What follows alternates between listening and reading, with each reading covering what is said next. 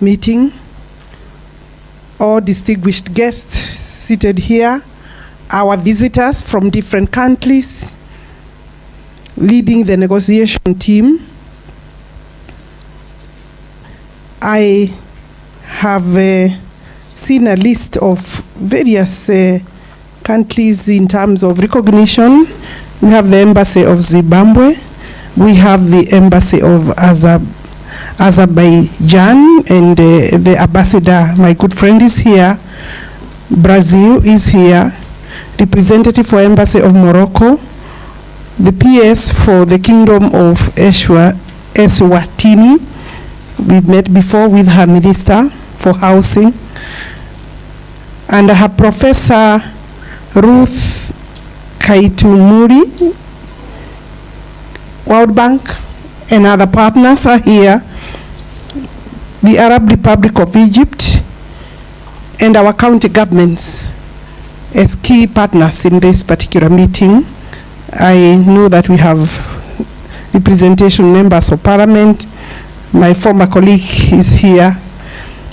Let me quickly go through my statement and say that it's a great honor, Honorable Prime Minister, even to share this platform with you, and privilege to welcome you all to this crucial meeting, focusing on integration processes between Africa, green climate financing, national designated authorities, and the building climate resilience for the urban poor. This initiative we call BCRAP, housed by my ministry.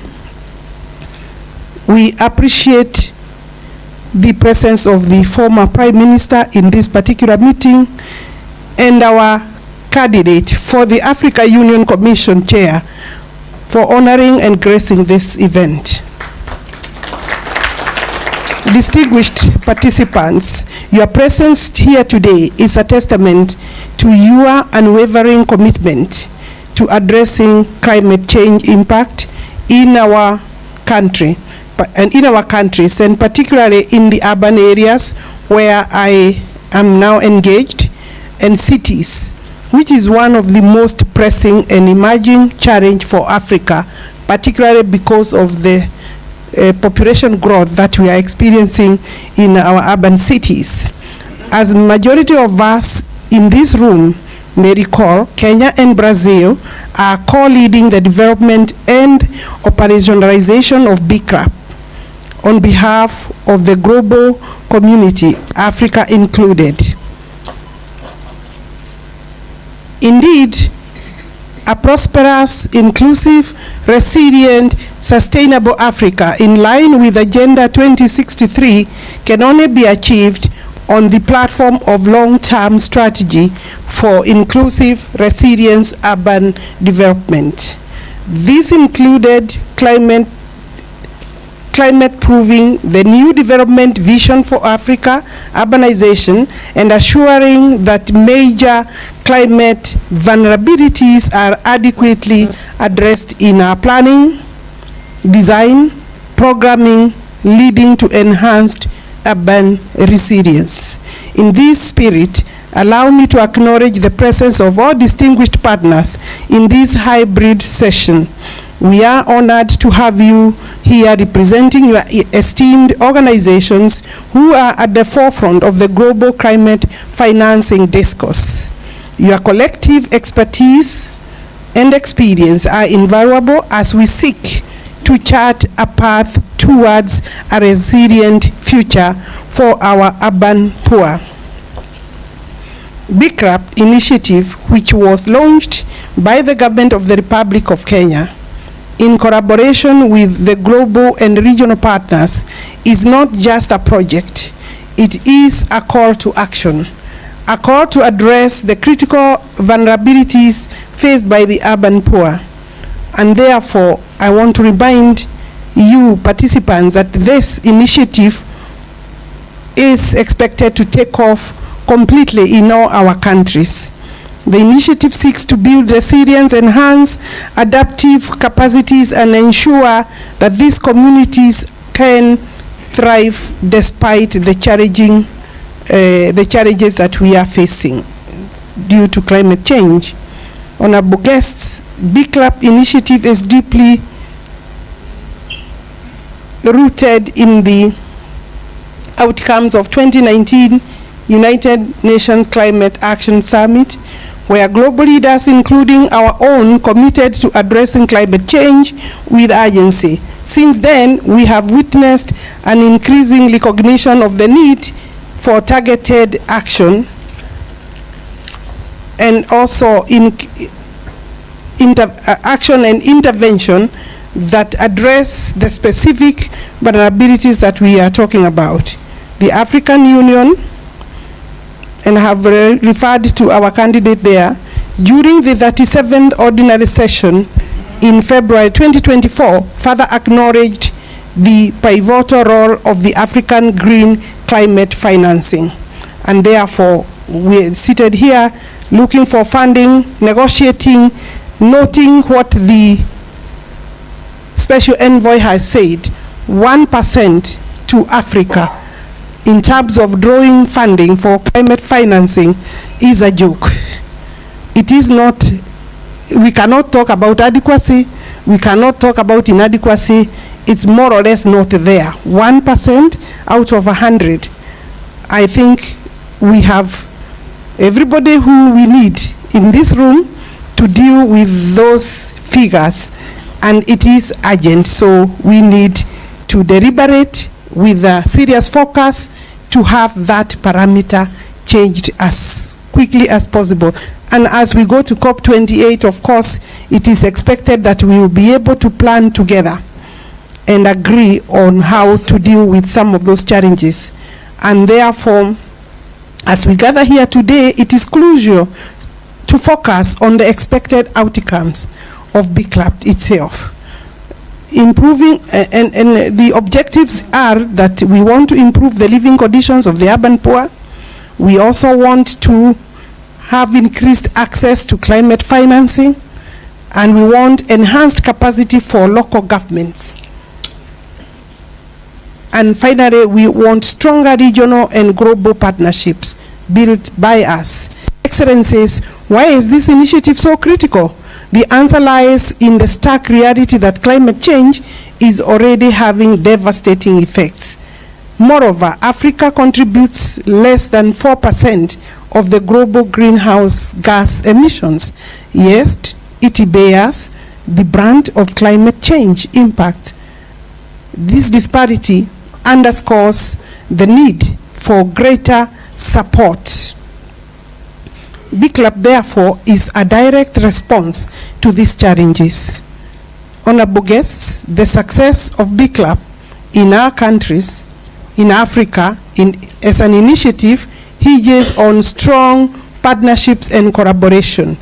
We are grateful for the support so far our partners, including UN Habitat, the African Union, the Commonwealth Secretariat, UCLG Africa, and I want to confirm that we'll be hosting the regional offices here, and the government has approved the hosting, and my ministry will provide facilities to host the office. And others, we also have AFDAN, we have ARIN, and others that have been very instrumental in this work. I would like to express my deep appreciation to the government of Brazil, Turkey, Germany, and other development partners for the invaluable contributions they have given. Let me move quickly and say, as we move forward, let us remember that ultimate goal for BCLAP initiative is to build a better future for the urban poor communities. A future where they are not just surviving, but they are thriving in a climate resilient environment, leaving no one behind. The anchorage of BCLAP is therefore a flagship program for African cities within Africa Union Commission, and it's a priority area for the good of the continent. And the Right Honorable Prime Minister, we know that the plight of the urban poor population is a matter so dear to your heart, and you will be the champion for BICLAP in the pre and post campaigns for the African Union city with a government that we fully support.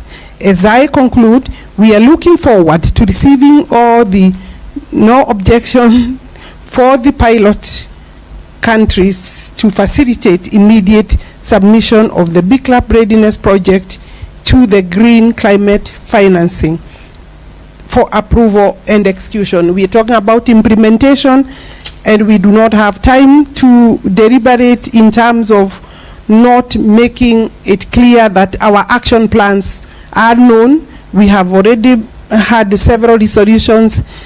What is needed now is call to action, complete implementation of the resolutions we have agreed, and I'm sure there will be serious resolutions here in terms of funding, in terms of the approach, in terms of the attitude. We must push our partners to open the pass, and you already know that the President of the Republic of Kenya is a champion in this area. His position on change of the architecture of financing is something that Africa must continue to engage with and push so that it happens earlier than later. Thank you very much.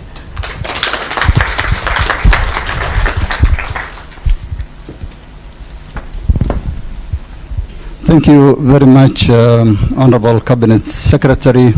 As the Cabinet Secretary said, 50%, the world is urbanizing very rapidly. 50% of the global community is expected to be living in urban areas. Africa is the fastest urbanizing continent, with 60% of our population by 2050 expected to be in urban centers. So building resilience for urban populations is really a very critical thing. And we thank the partnership with UN Habitat, with United Cities and local government, and all other partners. Allow me now, Your Excellency, to invite the Cabinet Secretary who is going to lead the ministerial discussions for Africa, given that Kenya is the chair of the negotiation team, and our Cabinet Secretary will be the lead minister leading the discussions on negotiations. The Honorable Cabinet Secretary for Environment, Climate Change and Forestry. You have the floor, sir.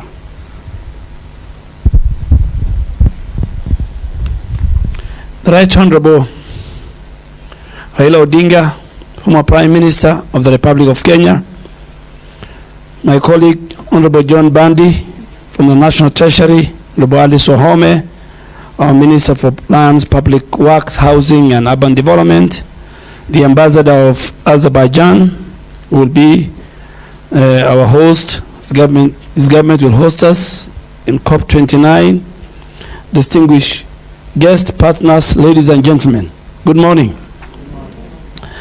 I want to begin by expressing my appreciation to my esteemed colleagues for organizing this very, very important meeting, and to the Right Honorable Raila Odinga for his presence today. His role as our candidate for the African Union chairperson and his experience as a former special envoy for infrastructure development in Africa are very invaluable and very dear to us. And because I have an opportunity here, let me say it. 16 years ago, myself, the Honorable John Mbadi, the current president, served in his government where he was the Prime Minister. The current president was the Minister for Agriculture. My friend, me and Honorable Mbadi were deputy ministers busy answering questions in those days. So we know our candidate. We know his experience. We know his capabilities. We are presenting a tested, experienced African statesman, a Pan-Africanist to the continent. And we are very proud that today you have joined us, Your Excellency. I also want to extend my appreciation to the African Union Commission, United Cities and Local Governments of Africa, the 14 national focal points of the Building Resilience for Urban Poor, the African Designated Authorities Network, AFDEN, and all our supporting partners. Your collaboration in addressing the climate change challenge affecting our most vulnerable population in both the rural and urban areas is critical, crucial, and important for us today. This meeting is not just timely, it is urgent. And why do I say so? We have witnessed catastrophic floods globally and with severe repercussions in Kenya and other vulnerable regions of Africa. Coming home, the recent floods in Kenya resulted in over 300 deaths, displaced more than 400,000 people, destroyed thousands of homes, and damaged our very critical national infrastructure, including roads and bridges. The destruction of livestock and farmland further exhibits the crisis we are talking about. And before these floods, Kenya endured one of the worst droughts in its history, displacing over 256,000 people and leaving 4.4 million people facing very severe food insecurity. All these combined impacts of floods and droughts have costed Kenya at least 5% of our GDP. And the effects of the poorest segments of our population, which are found both in the rural and in the urban, is very devastating. In Nairobi city, for example, 72% of our population were affected by the floods, with 54% of their livelihood and households completely displaced. The urban poor, who make about 60% of our population and reside in informal settlements and flood-prone areas, are shouldering the heaviest burden of climate change. While the government is actively mobilizing resources to recover from these recent floods, it is clear that we need to do much more to address the dire consequences of this climate change. According to the recent UN Habitat report, if current urbanization rates continue, approximately, which is 50% of Kenyans now will live in urban areas by 2030, another UN report predicts that by 2050, 60% of Africa's population will reside in cities and towns. With a high rate of migration from rural to urban areas, our largest cities ultimately will be increasing and increasingly be located in developing countries. This will exhibit the spread of informal settlements and intensify the threats posed by climate change. And it's imperative that, faced with this, we tackle climate change with the urgency it requires, and we must resolve. At the continental level, adaptation remains our top priority. And as the current chair of the Committee of African Heads of State on Climate, that is Kenya, our President Ruto, and the chair of the African Group of Negotiators led by our Special Envoy on Climate Change, Ambassador Ali Mohammed, we are committed to making adaptation a key, important focus in all our multilateral processes as a country.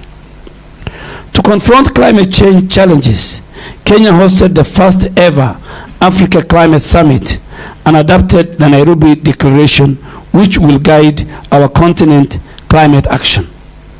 Notably, Kenya has enacted several legal and policy measures to address climate change. We have one of the most robust Climate Act. My ministry is currently spearheading the 15 billion tree growing strategy to safeguard our catchment areas and enhance resilience, alongside other pivotal initiatives that promote climate action through carbon markets. In the last 8 months, we have planted over 400 million trees, and we keep on planting them. We are also integrating climate change considerations across all sectors of our economy, in alignment with the bottom-up economic transformation agenda known as BETTER of our 5th administration. I am proud of the 2 Kenyan-led initiatives that will be discussed here today. The Big BICRAP, and the FLOCA. These programs aim to develop and implement infrastructure and social programs in order to build resilience among our most vulnerable populations, including children, the elderly, women, and the people with disability, as committed in the Nairobi Declaration. Both programs are part of the National Climate Action Plan, FLOCA, and in particular has successfully mobilized financing at both the community level through our county governments. This pioneering program success must be expanded across the continent and to our urban centers. Distinguished guests, ladies and gentlemen, the launch of backup by the UN Secretary General in 2019 and its implementation plan by President William Ruto at the African Climate Summit marks a significant step forward in our deliberation. Now, 5 years on, we must advance its implementation. And I want to commend Honorable Alice Wahome and the Executive Secretary of the United Cities and Local Governments of Africa for their leadership in mobilizing resources for backup in the 14 African countries. The successful implementation of this program requires a united effort. Governments, NGOs, civil society, the private sector, international agencies must come together to provide the necessary funding, expertise, and resources to elevate it to the level of FLOCA. And I'm very hopeful that Backup Kenya will address critical challenges such as housing, water, infrastructure, including even accelerating our affordable housing and slum upgrading program, and supporting the Nairobi River Commission in its cleanup efforts. Your Excellency, former Prime Minister, I want to assure you that I will take the route of the late John Michuki. I will clean Nairobi River Commission. I will take the route of Wangari Maathai in saving Karura Forest today, that you will enjoy. So the 141 industry players and many people who we have done through traceability and who are polluting the rivers, Nairobi rivers, you better think twice. There's a new sheriff in town. I will deal with it. We must see the blue waters of these rivers, all the way from Kikuyu to the end of the eastern part of Nairobi. Nairobi, Your Excellency, former Prime Minister, is the environmental capital of the world. That's why we have UNEP here. And because you spearheaded our constitutional making of 2010, Kenyan constitution is a green constitution. From the preamble, the fourth of the preamble, to many articles, they talk about how environment is our heritage. We must preserve it, we must protect it for now and for the future generation. So I'm going to implement the green constitution of 2010. I'm going to implement what our forefathers, key leaders like Wangari Maathai did for our country. As I conclude, I urge the 14 bankrupt county representatives and AFDAN as the Green Climate Fund, the focal point to finalize the modalities for implementing the GCF readiness, support to scale up FLOCA, and mobilize resources for backup and other resilience building projects. I trust this meeting will produce a clear investment pipelines, both for initiatives which are suitable for presentation under the African Climate Summit Nairobi Declaration framework. I urge AFDAN to identify and address the barriers to investment in adaptation and the slow rate of disbursement and access, particularly from GCF and other global funds. Present these outcomes for consideration at the AMKEN meeting of the environment ministers that will be held in Abidjan next week, and in all other continental forums that all of us together, our ministers, our technical people, our PSS will be attending. So I call on AFDAN to support similar national and continental initiative to ensure no one is left behind. I wish you all productive discussion. May God bless you. Thank you very much.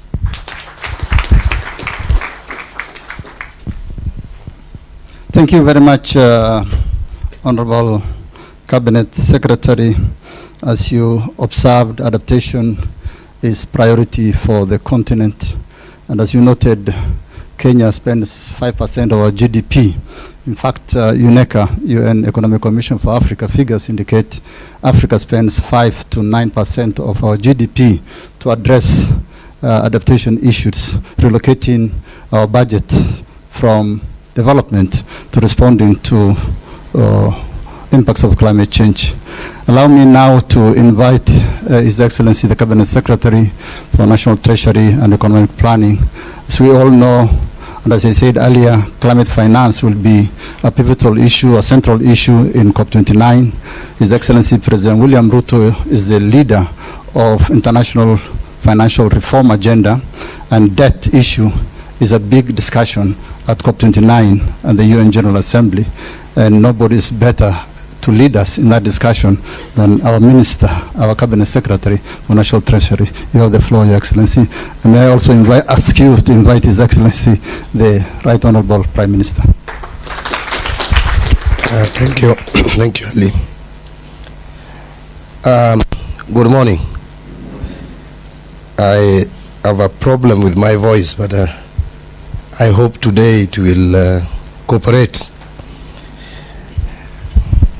Right Honorable Raila Odinga, former Prime Minister of the Republic of Kenya, the Honorable Adan Bare Duale, Cabinet Secretary for Environment, Climate Change and Forestry, and the Honorable Alice Wahome, Cabinet Secretary for Lands, Public Works, Housing and Urban Development.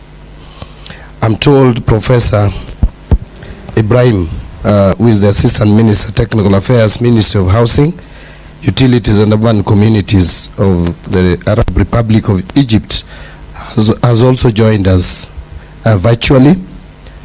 I want to also recognize Ambassador Sultan, who is going to be our host soon, my sister from Eswatini, and all distinguished delegates, ladies and gentlemen. Good morning once again.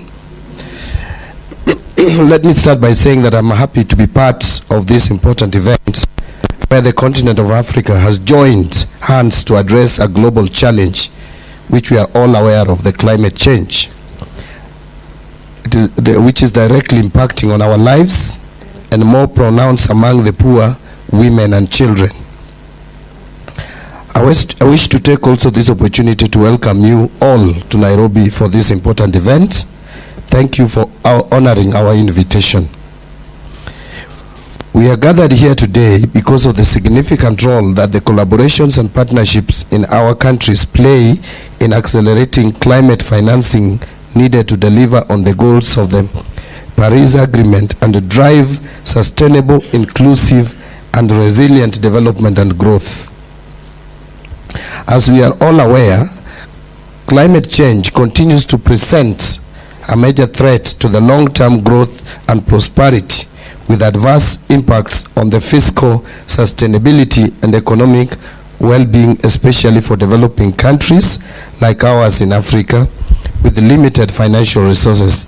So apart from the direct impact and effects of the climate change, it's also putting a serious strain on our purse and our budgets. And as Honorable Duale has just mentioned, and the others before, that we spend a huge chunk of our budgetary provisions in trying to mitigate and address the impact of climate change. And so it is important to address it before, so that we don't end up at the point where now we have to spend so much money to mitigate the same. The impact of climate change and its related response actions have direct effect on our fiscal position by lowering revenues and increasing public spending, and hence a lower envelope of public investment and public goods provision. As climate-fueled risks intensifies, losses and damages due to insufficient adaptation responses and a sinkhole of financial protection are a fast emerging major macroeconomic concern for climate vulnerable economies like ours. Despite significant progress in several fronts, the international climate finance and funding commitments have fallen well short of what is required by the African countries to address the climate crisis. Ladies and gentlemen, I am cognizant of the many efforts in the past geared towards improving adaptive capacity and building resilience at global, regional, and national arenas. However, I must admit that the impacts of these efforts are yet to be fully realized due to limited climate financial flows emanating from inadequate technical capacity to develop bankable proposals amid a complex and rigorous climate finance access requirements and procedures. Our people from across the continent are today more deprived in both economic and social realms due to adverse impacts of climate change and disasters which have increased in frequency and scale not only in the recent past but also at present, threatening environmental sustainability and ecological balance. I am fully aware that African Green Climate Finance's National Designated Authorities Network, which is abbreviated as AFDAN, is already recognized by the Committee of the African Heads of States and Governments on Climate Change, giving the right leverage to undertake its role in finding the African solution in terms of the much needed means of implementation, with key focus on access to climate finance and technology as we shift away from capacity building to capacity strengthening for a low carbon and climate resilient development pathway. If you follow my speech, a little bit different from Honorable Duale's and Ali's Wahome, is heavily on finances, and you'd understand why. Your Excellency, as a National Treasury, I am also looking at the off-budget, off-balance sheet financing, and I'm really focusing on the financial aspect as my colleagues deal with the technical aspect of dealing with climate change. AFDAN platform is therefore considered as a strategic platform for African countries that strengthen advocates for increased, predictable, and sustainable climate finance for adaptation and mitigation by strengthening south to north cooperation and promoting African-led solutions for climate change. As such, it is our collective responsibility to be part and parcel of this noble movement.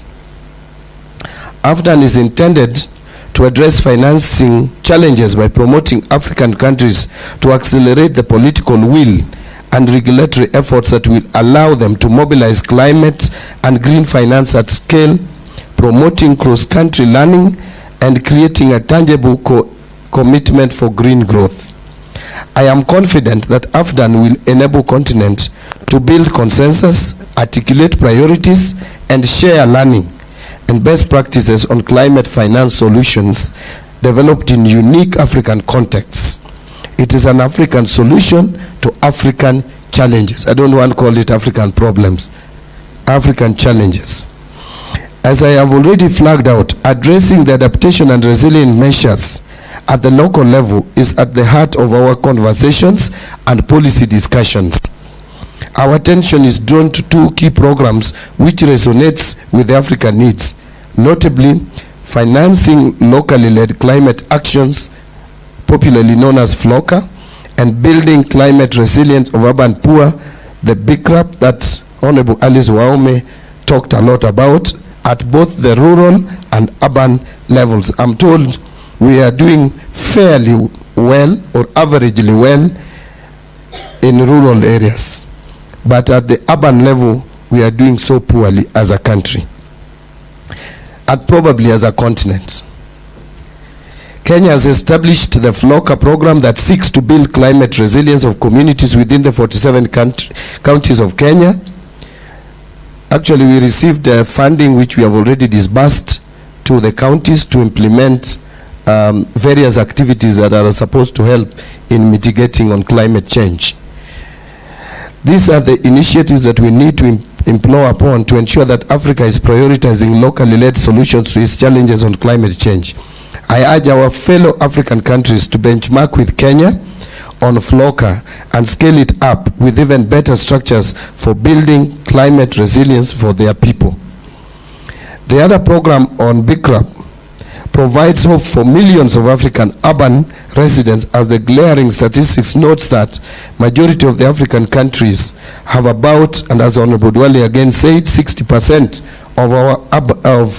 of their population as urban residents, categorized under the urban poor who live in poor neighborhoods. So if we will have 50% of our population in urban areas and you have 60% of them poor, then that is 30% of the population of a country, and suffer the greatest consequences of the climate induces calamities or induced calamities. All this require financing to build resilience and enhance their adaptive capacity. Kenya has achieved significant milestone in climate change and climate finance by putting in place the relevant legal and institutional frameworks, including the Climate Change Act of 2016, National Climate Finance Policy, Sovereign Green Bond Framework, National Green Fiscal Incentive Policy Framework, among others. But despite all these efforts, we are still grappling with climate change impacts. In the last 1.5 years, Kenya has experienced abnormally heavy rains within 2 seasons that negatively impacted on lives of many Kenyans. I consider the inhibiting factor as limited access to climate finance that should support practicable, locally led solutions. Call to action. As I make this clarion call today, as a continent, we must come out strongly, united and driven by one key agenda of formation and operationalization of AFDAN to enhance our access to climate finance. This is something that we cannot do individually as nations. We must come together as a continent and insist in enhancing climate change financing. If anything, we are not the polluters of the environment. We know where the polluters reside. It is my sincere wish that this important meeting will also come out with a declaration that will shape up the agenda of the upcoming 10th special session of APCAN to be held in September 2024 in Abidjan, Cote d'Ivoire. United Nations General Assembly, which will take place in New York, and COP29 to be held in Azerbaijan, among other regional and global forums. As I conclude, Your Excellency, allow me also to mention something about you, which my colleagues have said, but just as a matter of emphasis. Honorable Duale and I have worked with you very closely. I've actually worked with you more closely than anyone else, and I continue to still work with you because I'm still a member, very strong member of your party, which you lead. I hope I will soon join the Council of Elders of that party, having resigned from the position of the national chairman. I know your position and stand on environmental issues. If there is anyone Africa needs to champion as a champion of issues of climate change, then that person is none other than Right Honorable Raila Odinga. There, I am sure we can't go wrong. Your history is documented.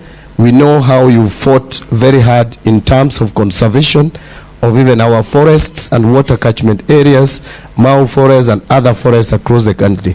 And so we would not go wrong by having you at the African Union. You will be an advocate and a champion for protection of our environment, and that will go a long way in helping mitigating the climate change.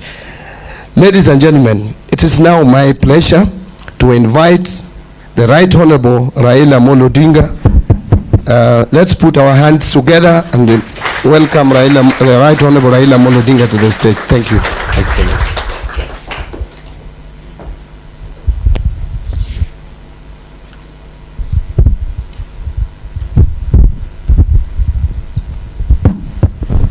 You may be seated.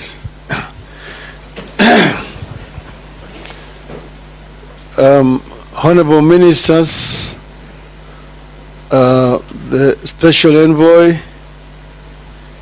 distinguished delegates, ladies and gentlemen, good morning.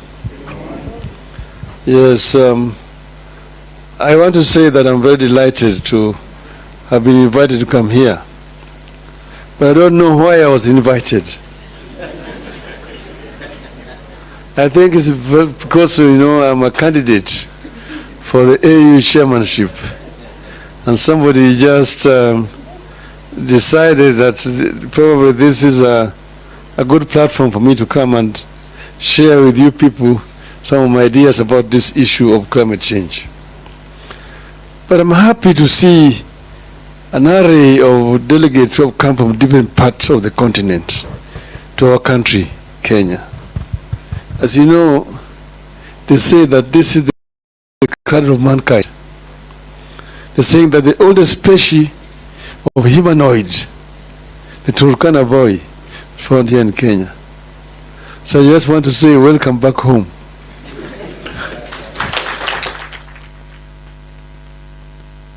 Well, we are talking about climate change, and we just like a stuck gramophone. You know, you go down and round because it's the same language we speak year in, year out. But maybe that is a subject for later.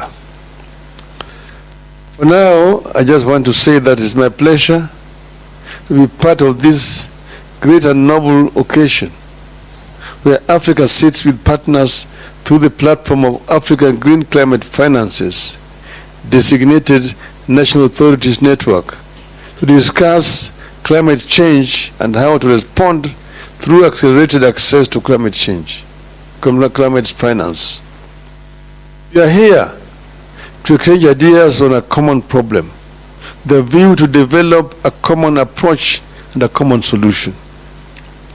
I take note that AFDAN has been established to enhance mobility of climate finance, make it more readily accessible to support Africa in enhancing adaptive capacity and building resilience of our people, both in the rural and urban setups through locally led solutions. I'm aware that AFDAN is already recognized by the Committee of African Heads of States and the government on climate change. This gives it the right leverage to undertake its role. Climate finance has been here with us, but access to the finances remains one of the biggest challenges in responding to climate change. I say that will sound like a stuck gramophone record. Because as you know, I was in COP15 in Copenhagen. I was in COP16 in Cancun in Mexico. I was in Maputo. I was in Paris. Two years ago, I was in Sharm el-Sheikh. From COP15, from Copenhagen to Sharm el-Sheikh, it was the same language, year in, year out. You go all the time going there to whine, to cry. This is why I was saying that we sound like a stuck gramophone record. The more the things change, the more they remain the same. The continent continues to face some areas of challenges associated with adverse climate change effects. Consequently, the vulnerable segments of our population, particularly the poor in both rural and urban communities, continue to bear the brunt of climate change. You know, as already been said here, that Africa is a victim, not the offender in this exercise.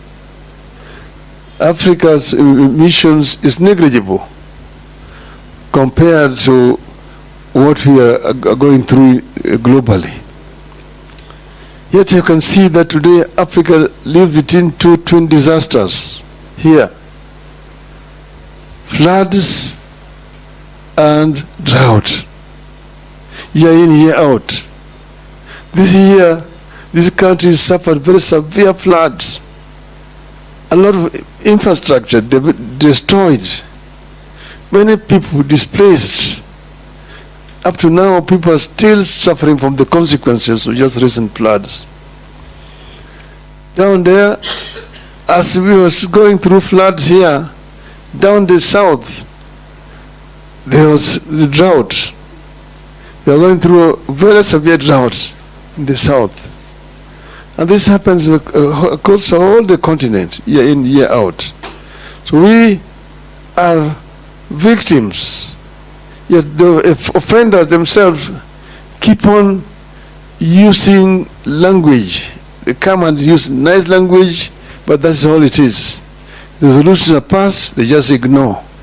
So we need to find a way of forcing implementation of resolutions which are passed. Which means that one such fundamental issue is the promise by the rich countries to play their part and help the countries that contribute the least in greenhouse gas emissions into adaptation.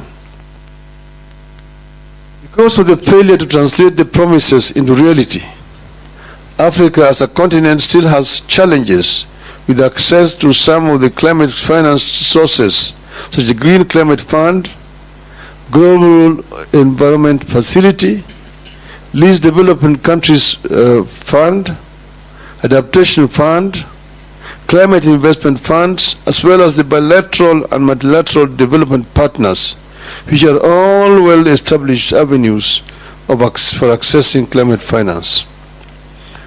Consequently, Africa can only access 4% of the climate finances, which is way below the impactful finance. With the rapid urbanization of our continent and the development trajectory, Africa has an opportunity to chart its own pathways, which will ensure that African cities adapt to climate challenges. Because Africa is urbanizing fairly rapidly now. But urbanization is a global phenomenon. Even in Europe, urbanized. European society was also fairly rural. After the Industrial Revolution, that rural and urban migration started. And it was not forced. It came gradually. But eventually they planned it and they managed to manage their cities well. Here, at independence, new leadership in the continent was completely ignorant of what was going to happen. Immediately after independence in this country, there was rural-urban migration in the 60s. People were coming to the cities. But then the government at that time asked people to go back to land. There was an order by the head of state then that people go back to the land. Rudi mashambani in Swahili. Even songs were coined. Mzee kasema rudi mashambani hakuna kazi. Mzee kasema rudi mashambani hakuna kazi. People went back to the mashamba. They had nothing useful to do. Started again gradually coming back into the cities. But because the government believed that the order was going to be obeyed, there was no planning to respond to this rural-urban migration. People coming up and started putting up temporary shelters to live in. These shelters eventually grew up and they are now christened informal settlements. Read slums. That is how slums begin to grow in most of our urban areas. Today, as we sit here, over 60% of the population you see on the streets there in Nairobi, those who are not Kenyans, live in slums today. Those who are unplanned settlements, where there's no sanitation, there are no roads, there's no electricity, there's no water. In some of those sanitation habitations, they could say there's no toilets. There's what they call the flying toilet. The flying toilet is somebody goes relieves himself in a newspaper, then throws it away. If you are unfortunate to be passing by, the word greets you. So these are some of the things that we need to deal with on the continent. This is how serious the situation is. As we host the 10th special session of the African Ministerial Conference on Environment, that's in Abidjan, the African Urban Forums at Addis Ababa, and the World Urban Forum in Cairo, all happening in the last part of this year, we are encouraged to focus our energy and priority on building resilience through key programs, notably financing locally led climate actions and building climate resilience of the urban poor. This will have great potential for both the rural and urban communities. Currently, cities account for about 75% of the world's energy consumption and are responsible for over 70% of the global greenhouse emissions. The way cities are planned, built and managed is key to reducing carbon emissions and keeping global warming within the limits of 1.5 degrees Celsius as set by the Paris Agreement of 2015 on climate change. Efforts of city authorities must translate into better and sustainable urban environments that result in improved air quality, sustainable use of ecosystems, cleaner energy, reduction of overall energy consumption and greenhouse gas emission, and improved waste management. So in conclusion, ladies and gentlemen, to address the devastating impacts of climate change, we can't continue with the business as usual approach. It is important that we change the game. I strongly believe that AFDAN is the game changer. AFDAN therefore has a critical role in supporting the African Union Commission in its commitment to climate action.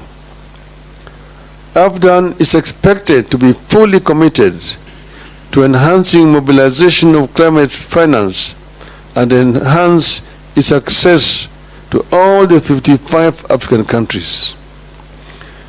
This will help Africa to deal with this issue seriously, because this is an issue that Africa must confront head on if Africa hopes to develop.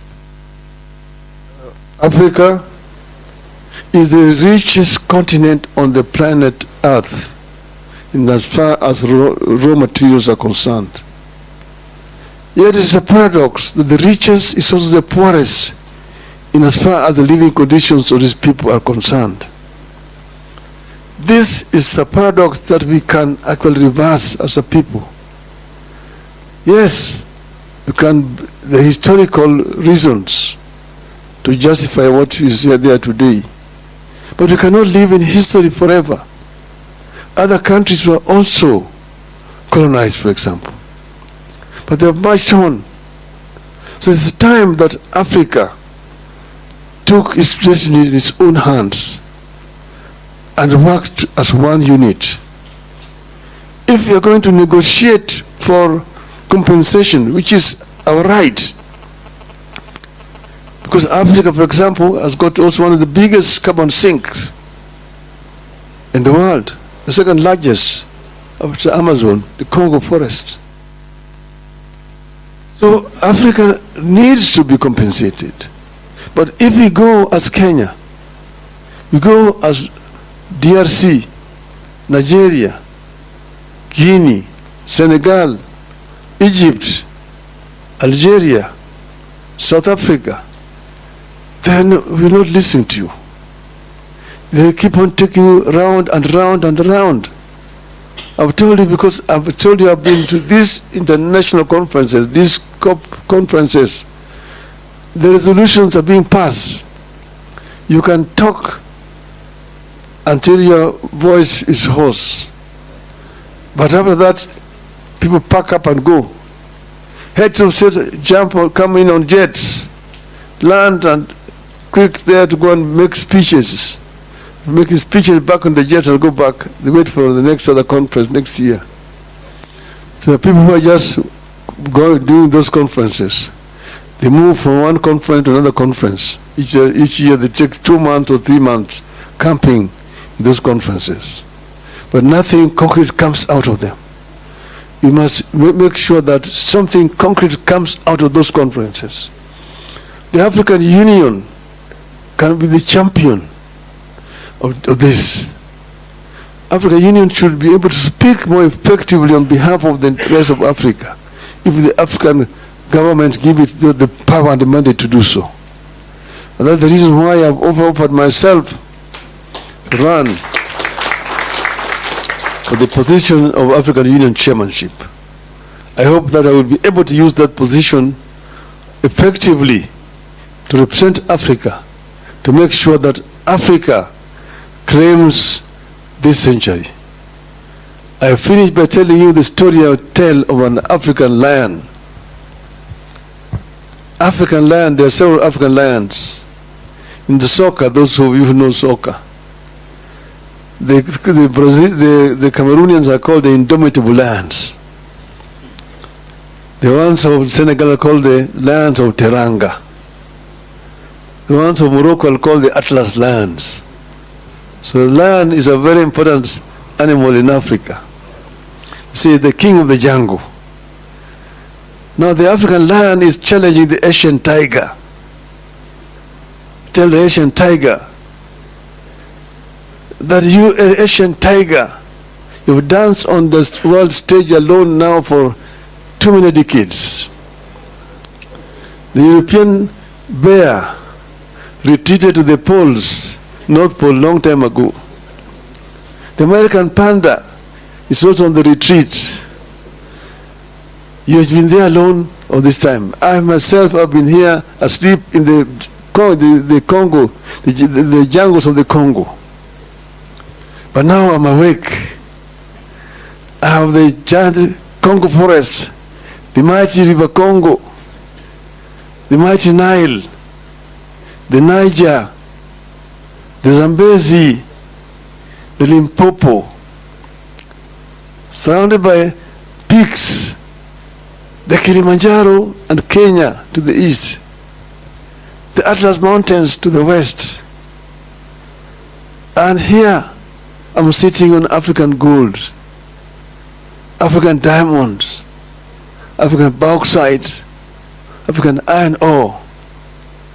And I'm going to turn all this, and African oil, I'm going to turn all this wealth, these raw materials into wealth, and claim the 20th century as truly an African century. End of the message of African land. Thank you very much, ladies and gentlemen.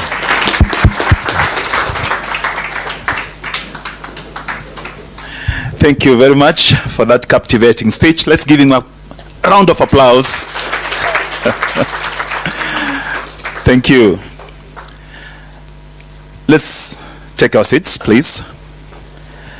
You know, the Prime Minister's challenge us as we head to the conference of the parties in Azerbaijan a couple of days after the much-awaited US elections. We must do things different. And I know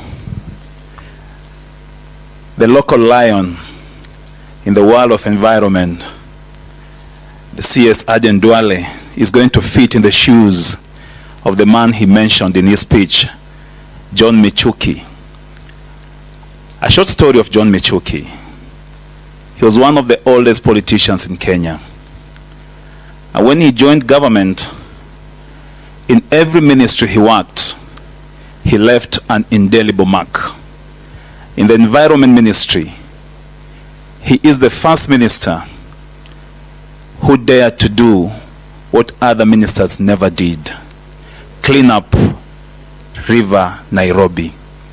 And as CS Duale said, he's going to clean it up and protect it. In the transport sector, he transformed it, the public transport. The order we see on the roads today is because of the late Michuki. May he rest in peace.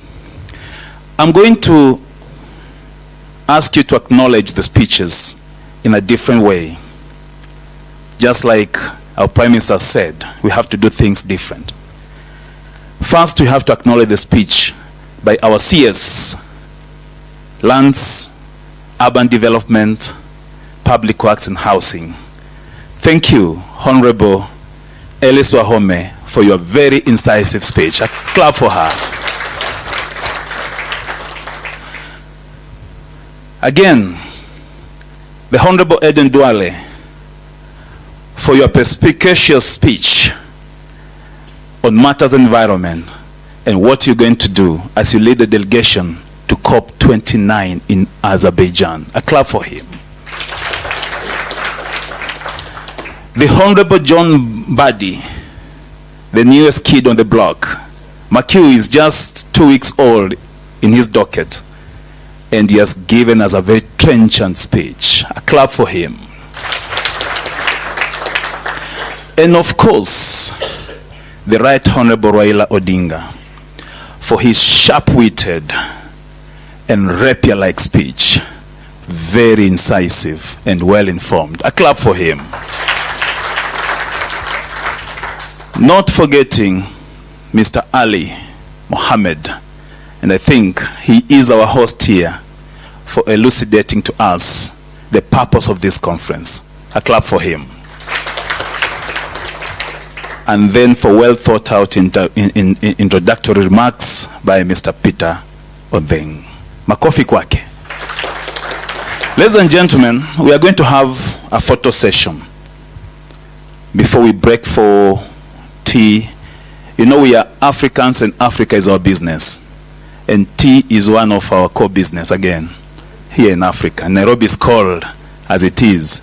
And CS reminds me, you know, Nairobi, the word Nairobi is derived from the Maasai word Enkare Nairobi, meaning place of cool waters. You must enjoy your stay here. This is the, thank you. Okay.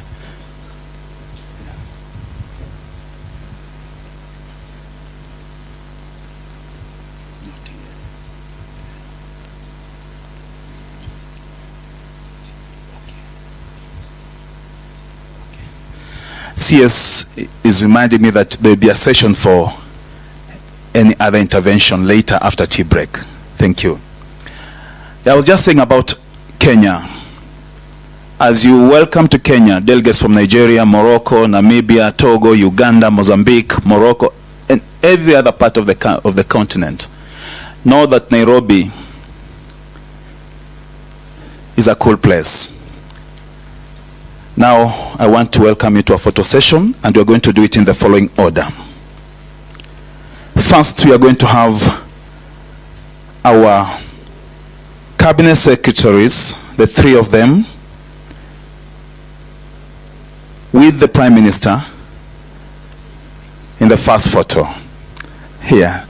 And I invite you to stand up so that the photographers can capture you. Thank you.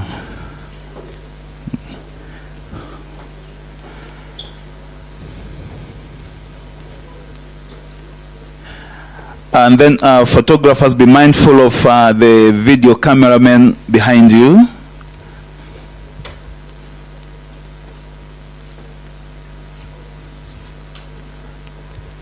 Thank you.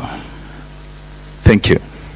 Next, we have the PM, just as they're standing, plus the CSS, and the PS Kingdom of Eswatini, as well as Envoy Ali, Dr. Pacifica Achieng, Ambassador Beatrice Karago, Ambassador of the host country of COP29, Azerbaijan, Envoy Wahome Mbu. Welcome for this photo. Wait for our host in the COP29. Yeah.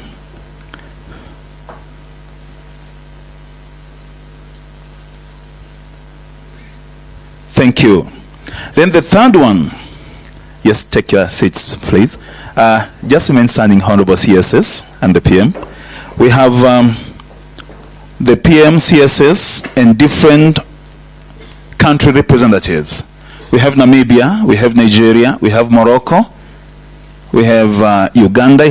I've seen Uganda has 2 representatives, Togo, Mozambique, Ghana. Yes. Namibia, please. Representative of Namibia. Uganda.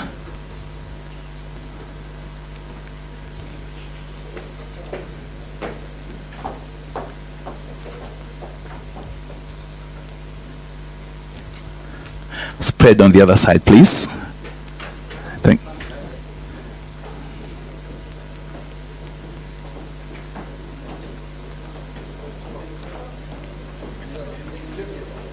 Ethiopia, yes.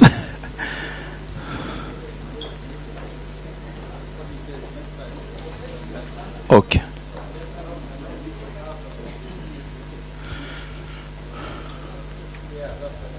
Yeah, I think that's in order. The PS and the PM and the CSS to sit, then the delegates will stand right behind them. Thank you.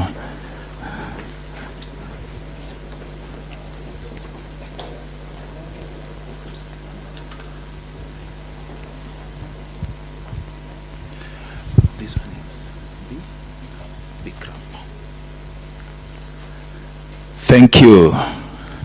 Please retreat to your seats. The last one is PM, CSS seated, and then big crap. That's the last photo.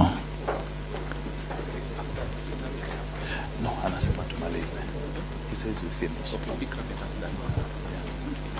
Big crap and African Secretariat combined. Let's take the shortest time possible, please. Yeah, this is the last one.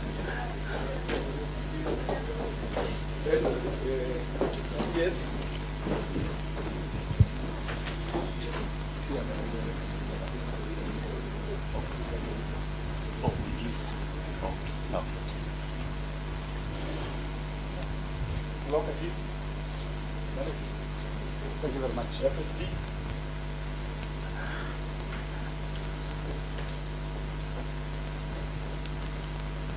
Asante. Thank you very much. Shukran. Let's take our seats, please. And then after this, we allow the Prime Minister and the Cabinet Secretaries to leave.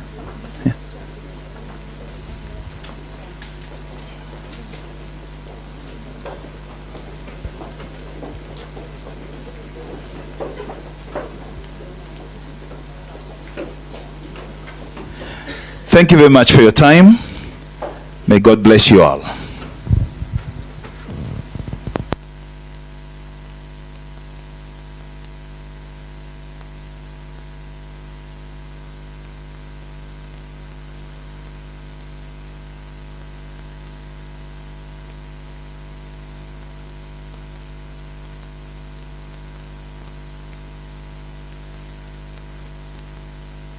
Now we can take a short break for tea, about 30 minutes.